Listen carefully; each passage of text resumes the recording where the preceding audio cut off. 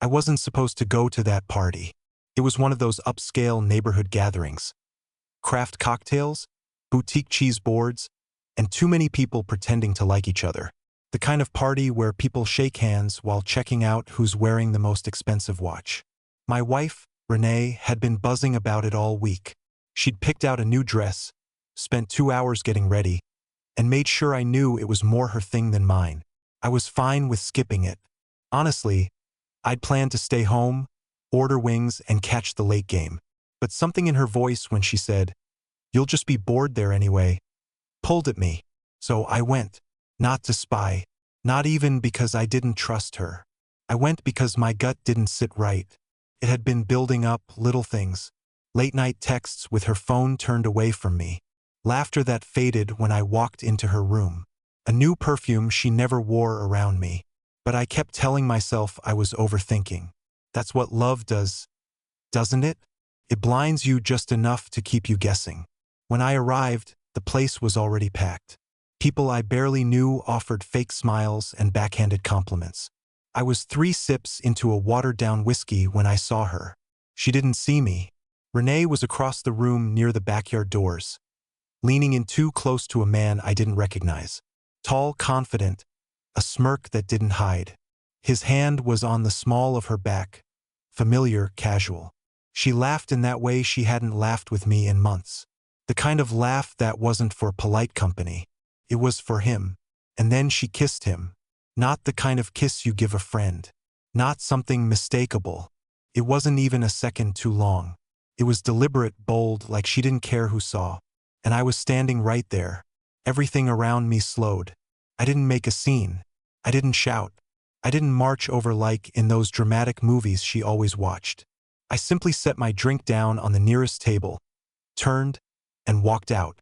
The cool night air hit my face, and I just kept walking. No destination, no plan, just me and the dull throb of betrayal rising in my chest. I walked for hours through streets I didn't know, neighborhoods I'd never been in. I didn't check my phone. I didn't need to. She wasn't looking for me. By the time I reached home, it was past 3 a.m. The house was dark. Her car wasn't in the driveway. I unlocked the front door, stepped inside, and sat down in the living room. Silence. The kind that doesn't just fill a room, presses on your chest. I didn't sleep. Around 6 a.m., I heard the door creak open. She tiptoed in, thinking I'd be asleep or out of town. She was barefoot, heels in her hand, dress slightly wrinkled, makeup smudged around the edges. Her expression when she saw me sitting there was pure panic, but I didn't say a word.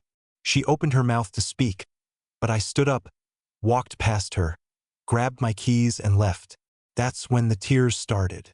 She thought she'd get ahead of it. Maybe lie. Maybe gaslight me into thinking I was the problem. But the silence, it ruined her script.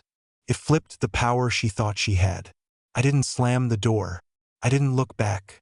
I left her there, standing in our hallway with her lies tangled in her hair and a truth she never expected to face. But this was only the beginning. Renee didn't cry in front of me. Not yet. I never gave her that chance. I didn't leave in anger. I didn't storm out or break anything, but I also didn't disappear. I just shifted. I moved in silence, like someone watching a house burn from a distance. It was surreal, standing in the ashes of a life I thought we shared while she was still inside, pretending the fire wasn't real. She thought she could explain her way out of it. Maybe she thought the kiss was forgettable. Maybe she assumed I saw it wrong. But I didn't just see the kiss. What she didn't know was how much I already knew before that party. Months earlier, I'd started noticing changes in her behavior. The usual ones: distance, late-night messages, unexplained absences. But it wasn't until she came home one night, buzzing from a girls' night with smudged eyeliner and no earrings on, when I clearly saw both when she left, that I knew something was off. Instead of confronting her, I became a quiet observer. I began recording her calls, legally, of course, using voice-activated devices in our home that she once insisted we get for safety. She didn't know they worked just fine, and I didn't tell her I kept backups of our shared cloud data. Photos, locations, synced apps. 2 weeks before the party, I listened to a conversation she had in our bedroom while I was out grocery shopping. She thought she was safe. She even giggled when he told her, "You always look better without the ring." She didn't even hesitate to respond. "It doesn't even feel like I'm married anymore." I remember sitting in the car in the parking lot that day, phone in hand, staring at the dashboard like it was a confessional booth. That sentence hit harder than any scream ever could. So, when I saw them at the party, it wasn't shock. It was confirmation. That moment sealed the deal, not because I hadn't believed it before, but because it showed me what I was really dealing with. A woman who had already moved on long before I ever walked away. And yet, I didn't rage. Instead, I decided to give her the illusion of control for just a little longer. People underestimate how powerful silence can be. She assumed I would explode. She probably rehearsed a dozen ways to twist it back on me. "You never showed me enough affection." Or, "It just happened one time." But I gave her none of that. I went back home. And by the time she woke up from her post-party hangover, I was gone. I didn't leave the city. I stayed in a short-term rental about 25 minutes away. Not hidden, just elsewhere, detached. I needed to observe what she'd do when she thought I'd abandoned ship. Would she break down? Would she chase? Or would she simply invite him into the life we built? Turns out it didn't take her long to switch gears. The next evening, while I watched from a quiet, parked car a few houses down, he pulled into my driveway. My driveway, the one I spent weekends resurfacing, the one I shoveled clear every winter while she stayed warm inside. They didn't even wait until the house lights were off. They walked in together like they owned it. And I let them. I didn't knock. I didn't confront. I just sat there in the dark, engine off, recording the timestamp and letting reality harden in my chest like cooling iron. She didn't know she'd already handed me every weapon I needed. Quietly, arrogantly, and with a smile, she was building her fantasy, not realizing the floor beneath it was already crumbling, not realizing that I wasn't gone. I was just watching and planning. The morning after I left, I returned, but not in the way she expected. There's a chair in a hotel lounge downtown on the 3rd floor. It sits by a window overlooking the back alley of a law office, a nail salon, and a row of high-rise condos. Nothing fancy, but from that angle, you can see the reflection in the glass of anyone walking into the hotel lobby without them seeing you. That's where I sat, legs crossed, coffee untouched, waiting, because I wasn't trying to disappear. I wasn't running from her. I wanted to see who she became when I removed myself from the script, the version of her that showed up once she believed the man who knew her best had given up.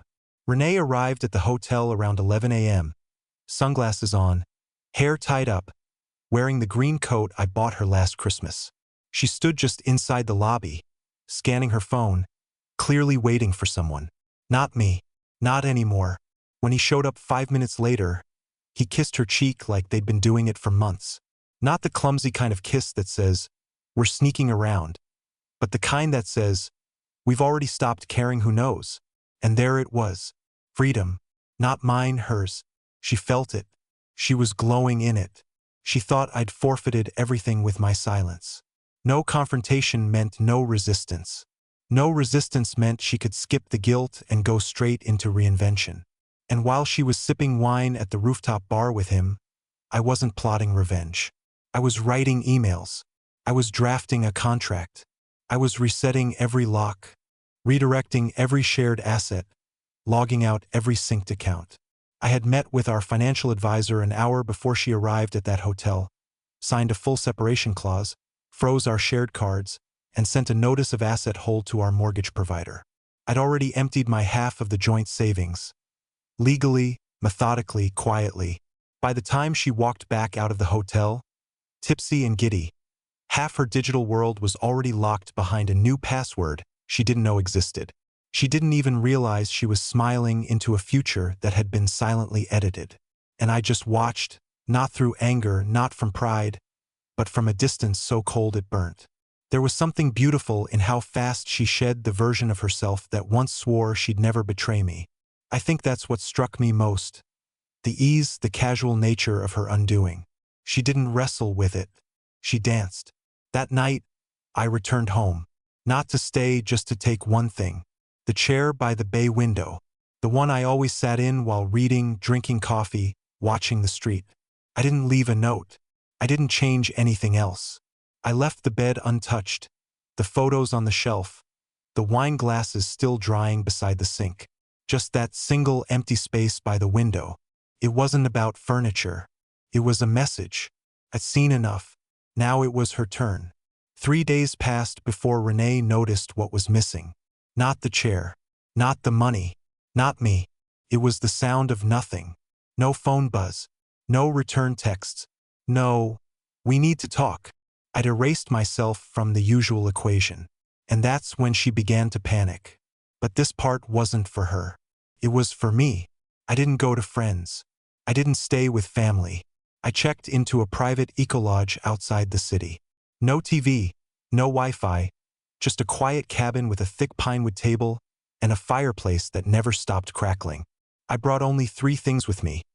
A photo album from our first 5 years of marriage, a single mug, and a folder of documents she didn't know existed. I spent those days writing. Not letters, not journal entries, not angry rants. I wrote statements, hard facts, moments I had filed away for years, thinking they didn't matter. Times she turned on me in subtle, humiliating ways, not in front of crowds, but behind closed doors. Like the time she laughed when I said I was proud of the promotion I got and said, "That's cute. Maybe now we can afford real furniture." Or how she joked to her coworkers at our dinner party, calling me the dull one, while I cleaned up the dishes. Small things, right? But they built something, not resentment but clarity. I started seeing her not as a monster, but as someone who never actually saw me as real. I was a placeholder, a provider, background noise to her performances. It was freeing and horrifying. On the 4th night, my phone lit up in the dark. Blocked number. I let it ring out. Then a voicemail. Her voice was calm, almost careful. "Hey, just wondering where you are. You left, and I'm still trying to understand why you're making such a big deal out of, well, whatever it is you think you saw." No apology. Not even an attempt at real empathy. Just soft manipulation. Classic Renee. She wasn't unraveling yet, but she was trying to regain control. The silence was twisting her thoughts because, for once, she didn't have access to my reaction, and that scared her more than any fight ever could. That's when I made the next move. I mailed a package to our house. Inside was a printout of her text exchange with him from 2 nights ago, a photo of them leaving the hotel, time-stamped, and a handwritten note. "Don't worry, I'm not mad. I just want you to have all the pieces before the next guest sits at your table." No signature, no threats, just the truth. I wanted her to understand the dinner was already over. The plates were cleared. The conversation had ended. The only thing left was the sound of her own fork scraping against an empty plate. Renee didn't text me again. Not after the package. Not after the photo. Not after the note. For the first time in our entire marriage, she had no idea what I would do next. And I think that's what started to break her.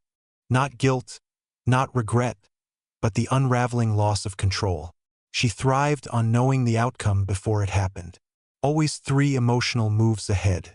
Always ready with the next version of the truth. But silence is a game she never learned to play, and I was playing it to win. By then, the house was no longer legally ours. I had started the property transfer weeks before the party. Back when I first felt something was rotting underneath our daily routines. I moved my name, my stake, everything I could into a private trust. She hadn't noticed the signs, hadn't asked about the envelope from the notary that came addressed only to me. Hadn't thought twice when I asked her to stop using my email for Amazon login. These weren't random decisions. They were chess pieces, all moved quietly while she danced around with her new partner like I didn't know how to see. But I saw everything. I spent that 5th night walking through the woods near the lodge, surrounded by trees taller than any lie she ever told. I didn't think about her crying or who she was texting in desperation. I thought about how strange it is that a person can live beside you for years, sleep inches from your face, say, "I love you," with convincing tone, and still be hiding a completely different life behind their eyes. That's the kind of grief you don't talk about. It's not cinematic. It's not loud. It's the kind that folds inside you like crushed glass in your chest. At sunrise, I drove into town. No plan, just instinct. I parked outside the cafe where she and I used to sit on Saturdays, the one with the cracked blue tile tables and the crooked chalkboard sign out front. I hadn't been there in months, maybe years. The same woman was working behind the counter, and she smiled like nothing had changed because, to her, nothing had. That's the strange part about betrayal. It's seismic for you but invisible to everyone else. I sat at the far table, opened my notebook, and started writing down everything I remembered about our first year together. Not the fights, not the bad signs, just the small moments, the good ones. I wanted to figure out when it started to fade, when we stopped seeing each other and started performing. Somewhere between our second anniversary and her sudden obsession with finding herself, things had shifted. Not in obvious ways, but in the slow disintegration of shared attention. She stopped asking how I slept. I stopped mentioning the dreams I had. We became polite, and polite is dangerous when you're supposed to be in love. That night, I finally answered one of her texts. Just one line. I left you long before I walked out the door. I think you know that now. It was the only reply she got, and I didn't wait to see if she responded. Instead, I booked a return flight. Not home, just away. Somewhere with ocean air and silence so thick it would drown any remaining echoes of her voice in my mind. What shocked me most was how easy it was to breathe once I made the choice. It turns out grief only lingers if you keep feeding it. I had stopped, and that was the first real freedom I'd felt in years. There's something surreal about walking through your old life as if you were never there. I did it quietly 2 weeks after leaving everything behind. I flew back in without telling a soul. No hotel, no rented cabin this time. I stayed in the same city, just a different version of it. I booked a corporate suite under a name that wasn't mine in a building I used to drive past every day on my way to work. Never once thinking I'd end up hiding behind tinted windows just to catch a glimpse of what my life had become without me in it. It was raining when I went back. Not heavy, just that cold spring drizzle that makes everything look like a memory. I sat across from our house. Well, her house now. And I watched, not like a stalker, not like a man desperate for a second chance, but like someone watching a documentary on mute, trying to recognize faces in a film he didn't direct. She was in the living room, same throw blanket, same lamp I'd always wanted to replace. But the energy was different, nervous. Her pacing wasn't random. She was waiting for something, or someone. When the car pulled up, I wasn't surprised. But it still hurt. He didn't even check to see if anyone was watching. He just walked up like he belonged, like there had never been a wedding in that house, like he didn't know a man once painted every wall in that home by hand, bloodied his knuckles fixing the back gate, spent a year of his life renovating that kitchen just so she could host her wine nights in style. He brought flowers. I don't know why that detail hit me the way it did. I brought her flowers once a week for years, and she barely noticed. He shows up with a gas station bouquet, and suddenly she's glowing like a high school girl who just got asked to prom. That's when I realized it had never been about what I gave. It was about what she wanted to feel. And with me, she had stopped wanting. You can't compete with the fantasy someone builds when they're tired of the truth. I watched them eat dinner. Candlelight. Laughter. She leaned in, touched his arm, whispered something, and he smiled the way I used to, the way I probably hadn't in a long time. And then, just as quickly, her face changed. It was subtle, a flicker. But I know that face. She was performing, not lying, performing. She wasn't happy. She was pretending to be happy. And I realized that all of this, the affair, the departure, the reinvention, was her way of riding over a life she couldn't handle fixing. You see, it's easier to cheat than it is to confront. It's easier to start over than to admit you broke something that still had value. And it's far easier to blame boredom than to say, I gave up. I could have knocked on that door. I could have confronted them. I could have demanded apologies, explanations, closure. But I didn't want closure. I wanted freedom. So I walked away again. Only this time, I didn't feel like I'd lost anything. I felt finished. When I returned to my hotel that night, I made a single call to a moving service. I gave them access to a storage unit in another state. Everything that mattered to me was already there. Art, journals, clothes, my tools. I had spent the last 2 weeks building a new version of myself in secret. One she'd never get to know. Not despite her, but because I had to exist outside of her reach to feel real again. She thought she had broken me by kissing another man at a party. But what she didn't know, what she still doesn't understand, is that the version of me she betrayed wasn't the one I was becoming. That man was already fading. And in his place, someone far stronger was waking up. No more quiet watching. No more memory lanes. Just a new life, completely removed from the woman who mistook silence for surrender. I didn't answer her call, but I heard her voice anyway. It wasn't on purpose. I wasn't stalking.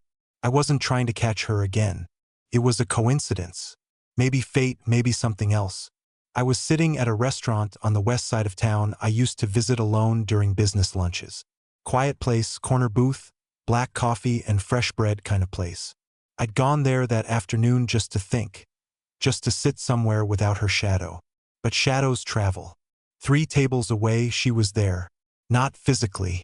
Her friend was a mutual friend, someone from her yoga group, someone I only remembered because she once gave us a plant for our anniversary. I was half done with my espresso when I recognized the voice. Loud, loose, and careless.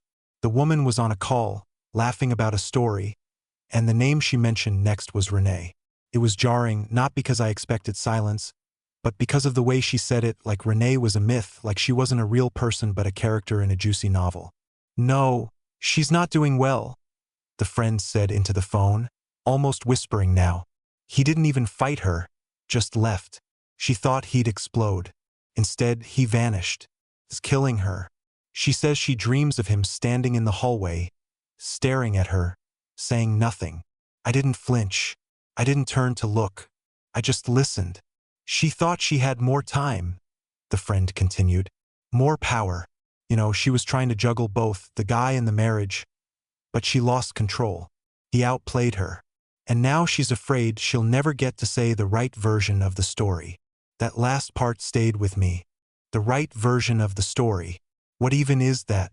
The right version for her. The one where she blames disconnection, emotional neglect, where she paints me as the man who stopped showing up just enough to justify her need for something new. Or was it the version where I was too quiet, too stable, too safe? Funny how stability becomes unattractive when someone's looking for chaos to excuse their selfishness. I paid my check and left without looking back. That night, I didn't sleep in a hotel.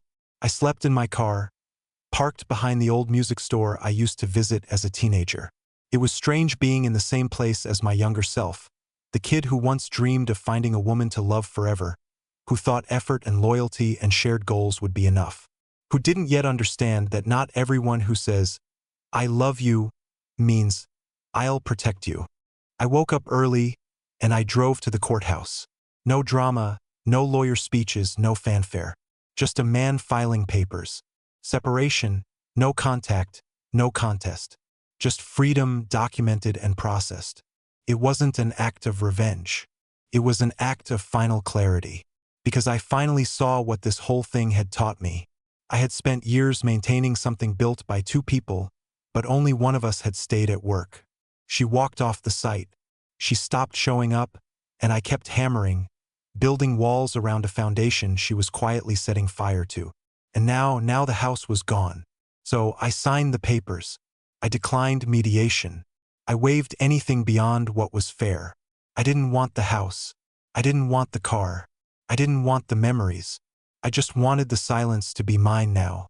No longer a weapon she feared, but a place where I could breathe without someone else's lies echoing through it. It took me exactly 83 days to feel peace again. Not the kind of peace that comes from distractions or from pretending nothing happened.